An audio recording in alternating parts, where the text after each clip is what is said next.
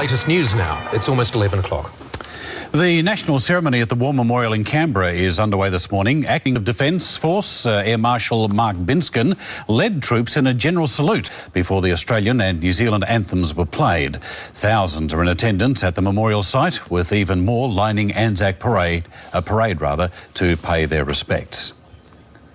Parades have been held honouring our Aussie diggers around the country today. A fleet of taxis began proceedings in Sydney, taking servicemen who are no longer able to walk down the parade route. In Melbourne, the wet weather kept crowd numbers down. In Adelaide, people waved flags and applauded the men and women taking part despite the threat of rain. In Brisbane, veterans and next of kin received a warm welcome as they made their way through the city. It's good to be here. It brings back a lot of old memories of old mates that have gone and that were always here. Meanwhile, tens of thousands of Australians have stood shoulder to shoulder, united in respect at Anzac dawn services. Young and old gathered in all sorts of weather conditions to pay tribute to our past and present servicemen and women. Wreaths were laid at the emotion-charged services. A handful of Australians have made a week-long gruelling trek along the Kokoda track to mark Anzac Day commemorations. Danny Isdale is there. Well, good morning from Isurava. What an incredible place to see in Anzac Day on this historical.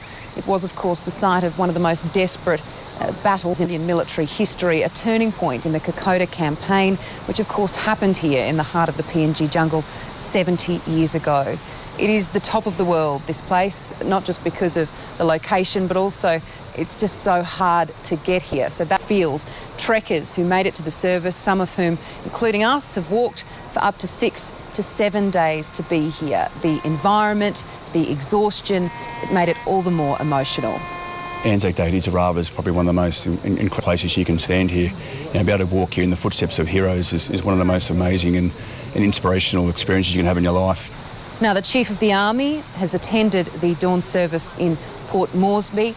Now, he has made time in his schedule to be here for a service at Isurava, flying in with him 3 veterans of this very campaign. They are men in their 90s who are remembering mates they lost and for themselves will never forget what happened here in 1942. Danny Isdale on the Kokoda track. Sports news, and Collingwood defender Nathan Brown will make his long-awaited return to AFL in today's blockbuster Anzac Day clash against Essendon. It's Brown's first game back since the 2010 grand final win over teammate Kirk Ugle will make his debut, while Essendon has made one change with Jake Carlisle in for Michael Hurley. Rugby League and Dragons veteran Ben Hornby will notch up an amazing milestone in this afternoon's traditional Anzac Day clash with the Roosters at Allianz Stadium. He'll break NRL great Norm Proven's record for the most games played for the famous Red V. Norm's record of 256 games has stood for almost 50 years. The Storm host the Warriors in today's other game.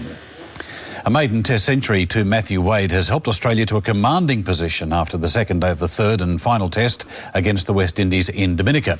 Wade put on a brilliant display, scoring 106 to take Australia's first innings total to 328.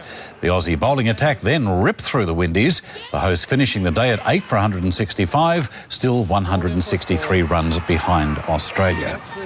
A 10-man Chelsea has advanced to the Champions League final after a 2-2 draw with Barcelona. John Terry was sent off and Barcelona looked to be in control, racing to a 2-0 lead. But the Blues managed to come back, scoring a goal just before half-time and then sealing their place in the final late in the game to advance 3-2 on aggregate. Well, good morning. I've made my way from the Anzac Day March to the MCG in what is arguably one of the biggest sporting days of the year, up there with the grand final. It is the Anzac Day clash between Collingwood and Essendon, and it's of the weather right around the country.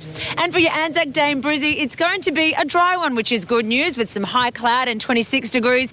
Sydney side is sunny but very windy. In fact, that wind chill is making it feel like around 7 degrees now, and with a high of 20 degrees, it's not going to feel like that either, so make sure you rug up.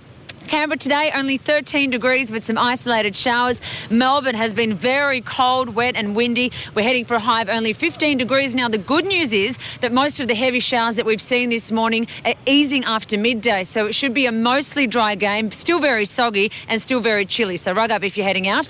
Isolated showers for Hobart today as well as Adelaide, nice and dry for Perth, and after a morning shower for Darwin, it's clearing to a partly day and a high of 33 degrees. So a really exciting day here at the MC.